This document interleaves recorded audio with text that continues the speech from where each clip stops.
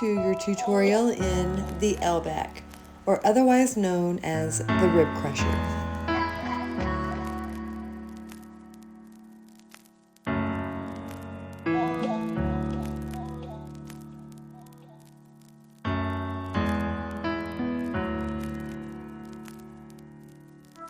Alright, let's go a little bit slower and break it down.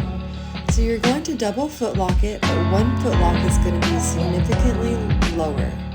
And the lower it is, the easier it is going to be on your ribs and your body. Alright, then you're going to bring one foot in front, the other fabric to your bottom and the back. You're going to do a hand switch, and your leg is going to go to the side as it comes up, and the foot will go to the opposite side fabric to hook. The hands can go by the side or in the front. To come out, you're literally going to reverse this. The hands will come back up. Be careful here, that foot could slip off. Let's look at that hand grip again. Your arms will switch here.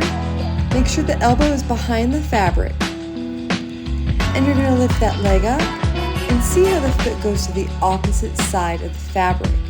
That's your hold, your lock. It's very important.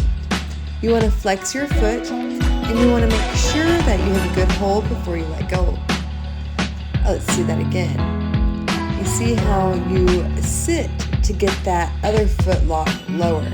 Then bring the foot forward, switch the hands, lift the leg to the side, hook the flexed foot, and release the hands.